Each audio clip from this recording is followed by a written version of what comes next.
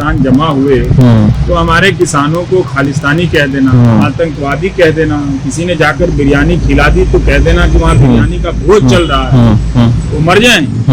उनको सवाल ये करना चाहिए था कि हमारे किसान वहाँ ठंड में ठिठुर रहे हैं और उन तक सरकार क्यों नहीं जा रही है कि हमारा किसान मर जाएगा। उल्टा वो पूछ रहे हैं कि वो खाना क्यों खा रहे हैं, वो कपड़े क्यों पहन रहे हैं, वो गरीब क्यों नहीं दिख रहे हैं, वो अंग्रेजी क्यों बोल रहे हैं, इसका मतलब वो किसान नहीं है। तो अब बताइए मुझे कि ऐसे हालात में किसी सरकार को क्या फर्क पड़ेगा।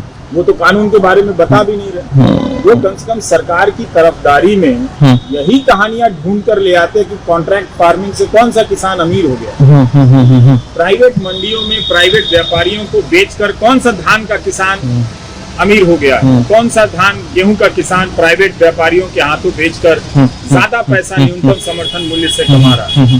तो तारीफ होती सरकार, पर उन्हें मालूम है कि यह हकीकत तो है नहीं, तो लाएंगे क्या। देखिए गोदी मीडिया मैंने इसलिए कहा था, हिंदुस्तान की जनता चाहे वो किसी भी कौम की हो, चाहे वो किसी भी इलाके की हो, चाहे वो किसी भी कोई भी भाषा बोलती हो, आज न कल इस बात को महसूस करेगी कि इस टेलीविजन चैनलों ने और अखबारों ने मिलकर भारत के लोकतंत्र का नरसंहार किया, जिनोसाइड किया है यहाँ के डेमोक्रेटिक स्पिरिट। किसी भी उठने वाले सवाल को ये लोग इसी तरह से लांछित करते हैं, उनको बदनाम करते हैं, ये गुंडे हैं, आवाज वापस करने आ गए हैं, तो नक्सल हैं, तो ये हैं, तो वो हैं, और सरकार सपोर्ट करती है। सरकार कैसे सपोर्ट करती है, कुछ दिनों के बाद आप देखेंगे कि इन किसान आंदोलन से जुड़े लोगों पर कई तरह के मुकदमे कर दिए जाएंगे, अकेले लोग परेशान होते रहेंगे, किसी को जेल कर दिया जाएगा, आसपास हिंसा करा दी जाएगी, किसी को वहाँ प्लांट कर दिया जाएगा, वो अनाप शनाप बोल देगा, उसको लेकर टीवी चैनलों में बहस होगी। ये सब होने वाला है, यही सब पहले के आंदोलनों में होता रहा, लेकिन हमारे किसान भाई नहीं देख पाए कि उनके इस समर्थन के बदले में इस देश के साथ क्या हो रहा है। ये आप नहीं देख। आज एक 83 साल के व्यक्ति जिसे पार्किंसन, उन्हें पानी पीने के लिए, स्प्रे देने के लिए अदालत को क्या कई दौर में सुनवाई करनी चाहिए, या वो कुछ सेकंड का मामला होना चाहिए, या वो मामला अदालत तक जाना ही नहीं चाहिए। वो अक्सर देख रहा है, मानवता के आधार पर उसको पानी और खाने का इंतजाम कर देना चाहिए।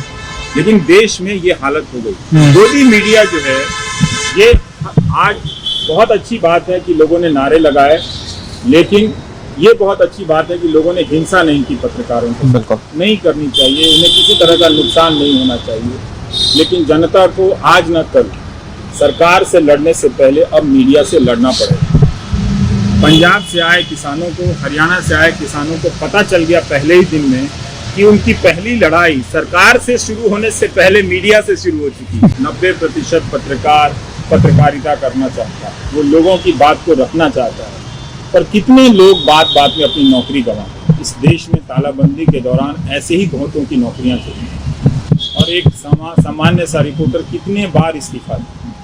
तो इसलिए आप जिन चैनलों को देखते हैं, उन अखबारों को पढ़ते हैं, बहुत ध्यान से अपना 200 रुपया खर्च करना चाहिए। मैं अब कोई अखबार नहीं लेता, कोई टीवी चैनल नहीं देखता। मैं सबसे कहता हूं कि अगर आप देश की सेवा करना चाहते हैं बिना हाथ और पांव हिलाए, तो न्यूज चैनल देखना बंद कर दीजिए। खासकर ये जो जितने नेशनल चैनल है, और कई राज्यों के चैनल भी वही काम करते हैं।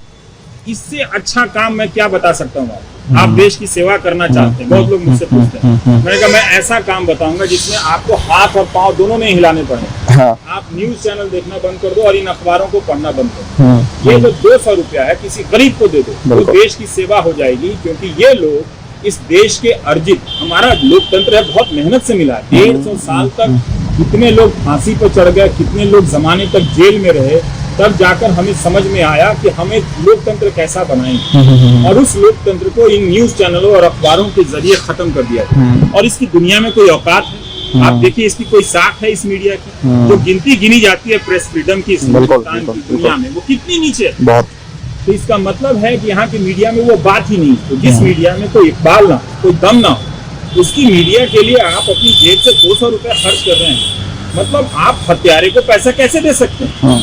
आप अगर 4 महीने अखबार नहीं पढ़ेंगे तो कौन सा दुनिया में तूफान आ जाए। झूठी खबरें पढ़ने से तो बच जाएंगे। उन्हें शर्म तो आएगी कि कोई नहीं पढ़ रहा तो आप खबरें छापो, नहीं तो नहीं बिकेगा अखबार, लोग छोड़ देंगे। कुछ तो आप दबाव बनाएंगे। जब ये लोग मीडिया पर इतना दबाव बना सकते हैं, तो आप क्यों नहीं दबाव बना रहे मीडिया? ये जनता को आज न कल इस मीडिया से लड़ना पड़ेगा। बड़े शर्म की बात है कि विपक्ष के नेता और बड़े नेता वहाँ जा नहीं रहे, जबकि किसान यहाँ आ गए। तो किससे डर रहे हैं? क्या वो न्यूज चैनलों के डर से राजनीति छोड़ देंगे? सरकार ने तो अपनी राजनीति नहीं छोड़ी है।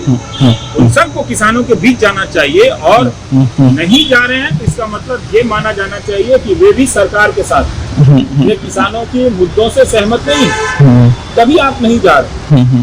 आप अपनी राजनीति कीजिए, आप न्यूज चैनल से डर के राजनीति नहीं कर सकते। आपको जाना चाहिए।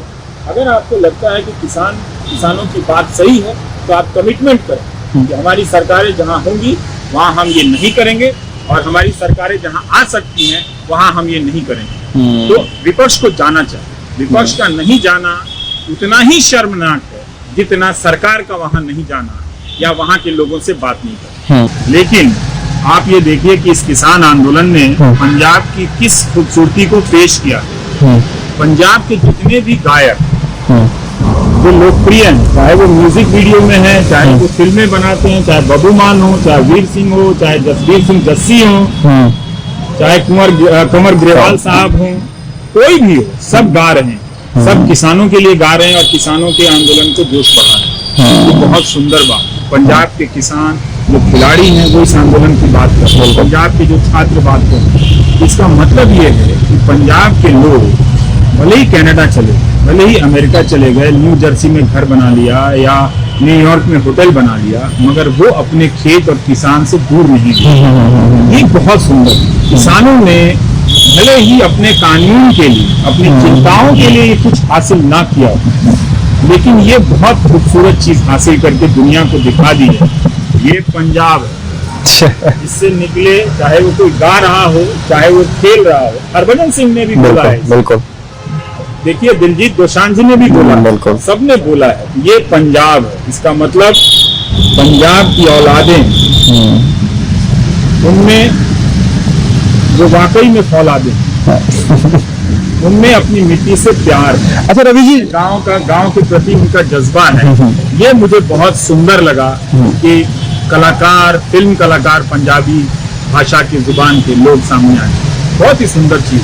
और उनको रोकने के लिए आप रास्ते को गड्ढा कर दें, कंटेनर लगा दें, ये उनका अपमान किया गया है पंजाब के किसानों का। तो सिर्फ उनको रोका नहीं गया है, ये उन्हें बताया गया है कि एक जनता के तौर पर हम आपको कुछ नहीं समझते। और आप देखिए कि 26 नवंबर को उनको पहुंचना था।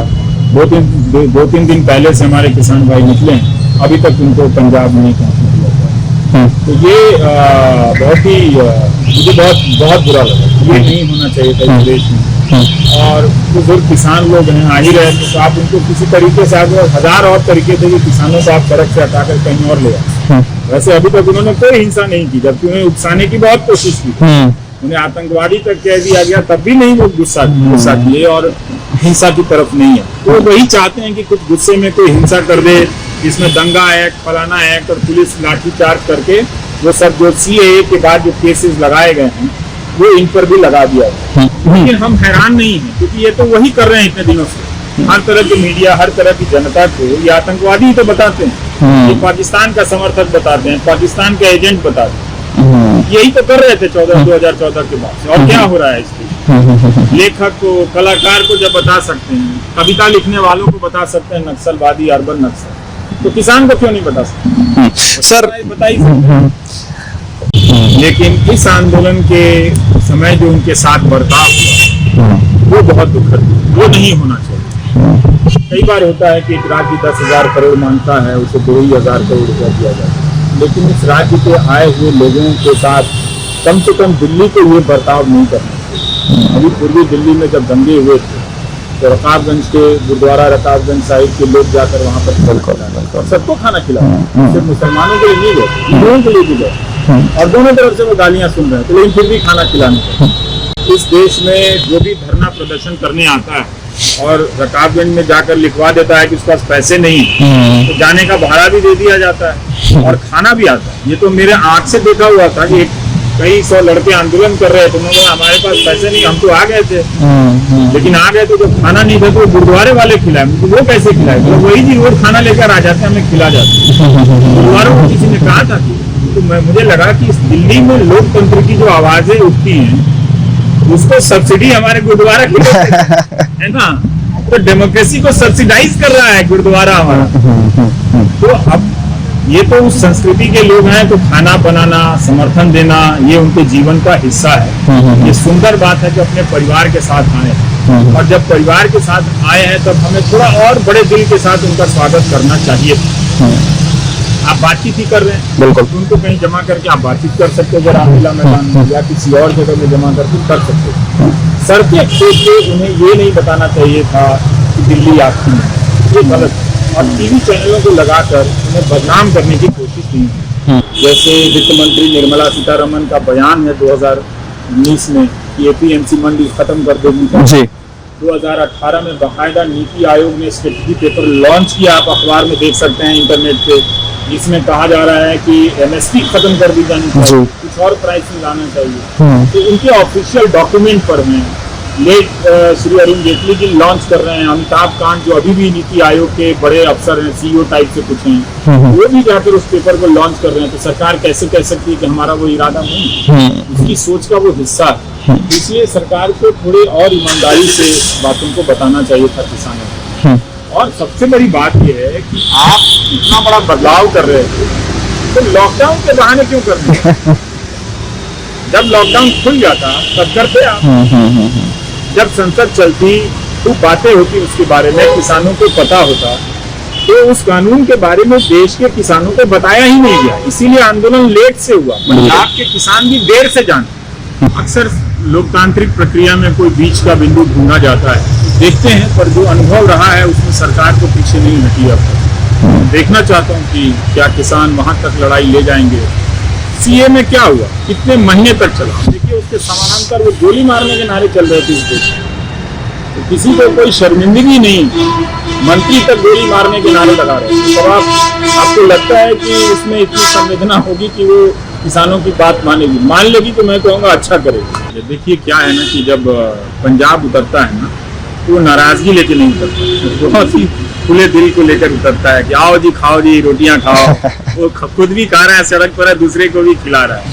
तो ये पंजाब है, इसलिए आप उसके आंदोलन में ना एक चिंता देखेंगे, धीरज देखेंगे, और बहुत अनियंत्रित, अनकंट्रोल एंगर नहीं देखेंगे कि जला दो, मिटा दो, इस टाइप की बातें वो नहीं करेंगे। पंजाब के लोगों ने बहुत देखा है, ऐतिहासिक रूप से बहुत सहा है। मुझे उम्मीद है कि सरकार पंजाब को निराश नहीं करेगी और देश के किसानों को निराश नहीं करेगी। लेकिन आप पंजाब के किसानों का दिल तोड़कर देश के किसानों का दिल मजबूत नहीं कर सकते। उनका भी दिल टूट गया। पंजाब के किसानों की कद्र नहीं रही इस देश में, तो देश के बाकी किसानों को भी समझ लेना चाहिए कि उनकी भी कद्र समाप्त हो गई, क्योंकि वो इस देश के किसानों के मुकुट हैं।